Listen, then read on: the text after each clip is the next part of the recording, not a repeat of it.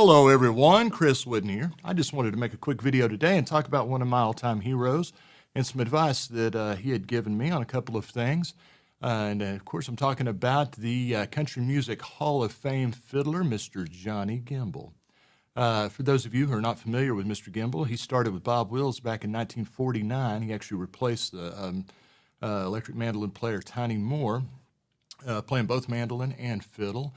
He worked for Bob for a few years, and then moving on, later on in the 60s, he went on to move to Nashville from Central Texas, the Waco Temple area, and became a top session player, and he worked with everybody from, Merle Haggard to George Strait to even Paul McCartney. And he received a number of the ACM and CMA Fiddler of the Year awards down through the years.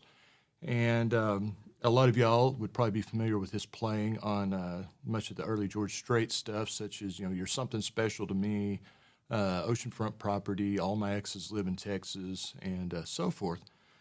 But anyway, I was very fortunate when I moved to Austin. I lived there in South Austin, and he lived not too far down the road, just outside of Austin in the Dripping Springs area. So I had the opportunity to go visit him and play some gigs with him and jam with him and so forth over the years, and just sit around and pick his brain a little bit. And so I wanted to share a couple of probably the most important bits of advice that I got from Mr. Gimble. And starting in the mid-2000s, we were working on a record. I was working for Texas music artist Kevin Fowler. And Kevin had come to the realization that his voice kind of had a resonant frequency in F sharp, and you could really tell it did open up, and his resonance and everything was just better in F sharp. So there were a few songs that we had already recorded and been doing live for quite a while that he wanted to go ahead and move those from either E or F or G to F sharp. And there was a couple of songs we were getting ready to record that he wanted to do in F sharp as well. On fiddle, you have no frets, and you can't just slap a capo on it or what have you. And in those situations, it can be kind of difficult to play some of that stuff in tune. And I was always very impressed with how just spot on Mr. Gimble's intonation was. And of course, he had played a lot with horn players going back to his days with Bob Wills and all the Western swing and such. So I had the opportunity around that time to talk to him, and I asked him about it, just how to if he had any suggestions on how to become more proficient at playing in some of the more awkward keys like that. And what he told me was, he said, take a tune that you're very familiar with, a simple melody, and play that melody in the same key, but in every position and every possible fingering until you get comfortable with that, no matter how awkward it is, and it will get awkward at points. But so I chose Faded Love because it is a simple melody that I was very familiar with. And so just to demonstrate, you'd start out in first position.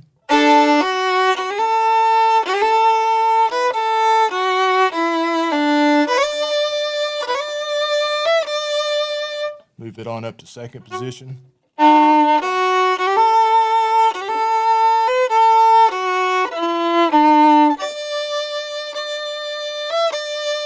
On to third position.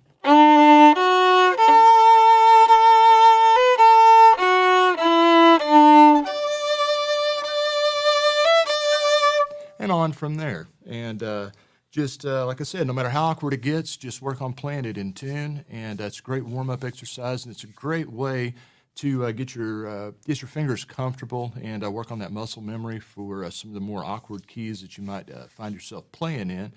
A lot of it I noticed was getting comfortable with extending my fourth finger, kind of a half step further than what you would normally do.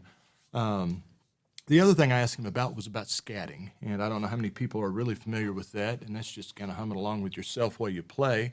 Here's it's a little example of like a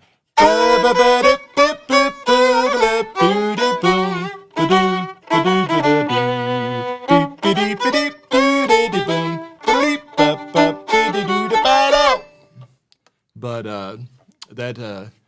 I'm not real great at it. I'm not a vocalist. I'm not a singer. I don't have a great vocal range, so I don't. I'm good enough to get by with it, and a lot of that's probably sheer laziness because I just haven't sat down and practiced in vocal warm-ups and trying to extend my range and work on that muscle memory in there. So, But anyhow, I was really, really wanting to learn how to do it, and I didn't quite know how to get started, quite honestly. So I asked Mr. Gimble about that. I said, "How did you actually start scatting like that?" And he said, "Well, when I first started, I didn't know what scatting was." He said, and how it began for me was I had a hero in the fiddle player, Cliff Bruner. And Cliff was from the Fort Worth area. He had a Western swing band of his own. And he said that, of course, he was familiar with Cliff's playing through records and radio. And he finally had an opportunity to go see Cliff live, I assume at a dance. And he just went up and introduced himself to Cliff. And he said, "Hi, I'm Johnny Gimble. I'm a fiddle player, and I want to play just like you." So he said he went on to tell Cliff that he was having some trouble learning some things here and there. And so Cliff told him, he said, well, let me ask you something. Can you hear it? And Johnny said, "Yes, I can hear it." And he said, "Well, can you hum it?" And Johnny said, "Yeah, I can hum it." He said, "Well, if you can hear it and you can hum it, you can play it." So he said he kind of went back to the drawing board and started humming parts and playing along with himself while he hummed just to find those parts. And fast forward in a little while, I'm not sure of the timeline, he was drafted during World War II, stationed in Paris as a clerk, and he said he had some free time on his hands, had a fiddle with him, so he spent quite a bit of time while he was in Paris just sitting around humming and playing along with himself while he hummed. And he said it wasn't until some time later that he actually found out that that was a thing and heard the term scatting. But I always thought that was great. It's probably not something people would really think much about this day and age due to technology. I mean, we're able to slow recordings down and without changing pitch.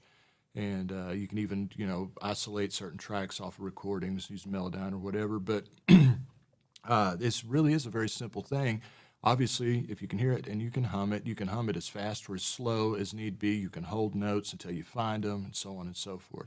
But I just wanted to share that I thought that was great advice on both of those things that I was able to get from Mr. Gimble.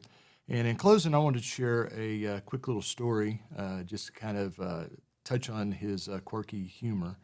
And we were doing a tribute to him during the big ski trip out in Steamboat Springs, Colorado, and I believe this was in around January of 2004. And we had sound checked and got all ready, and of course Johnny and his son Dick and granddaughter Emily, they were all there. And everybody kind of thinned out and headed to go get a bite to eat before the show that evening, and except for myself. And I was hanging out in a little room backstage, just kind of noodling around and warming up, what have you. And I was actually playing through the intro and the lead ride to the George Strait tune, "You're Something Special to Me," which, of course, Mr. Gimble played on that record. And my spidey senses went up, and I realized somebody had walked up behind me, so I stopped playing, and I turned around, and there was Mr. Gimble, and it was just the two of us.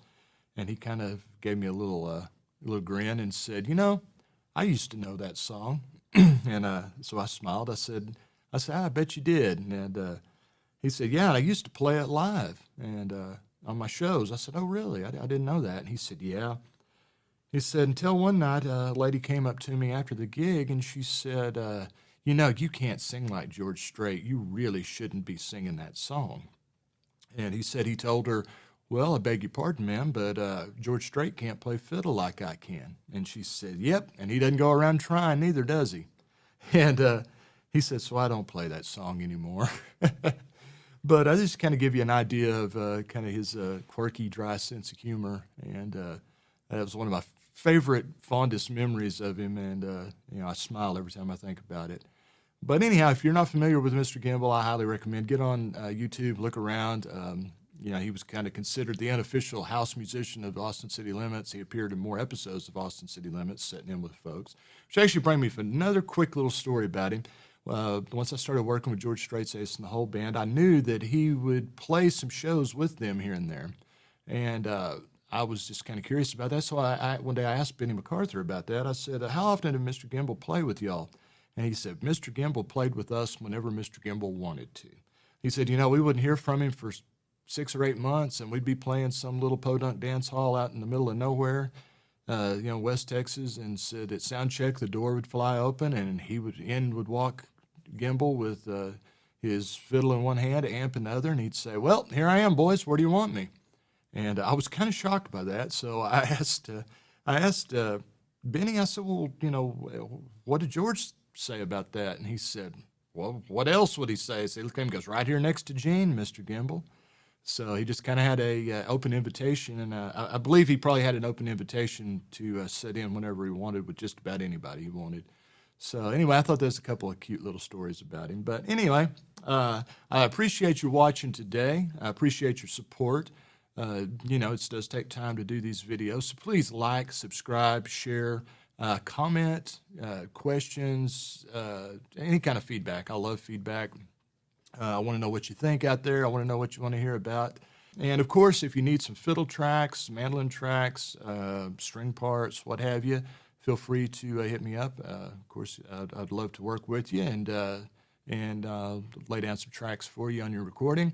And also, if you're interested in violin or fiddle lessons, please let me know. I do those. We can do them remotely, and so we can work around your schedule whenever's convenient for you, and make it nice and easy that way. But anyway, once again, thank you all for watching. Have a wonderful day, a wonderful week, and keep on a-picking.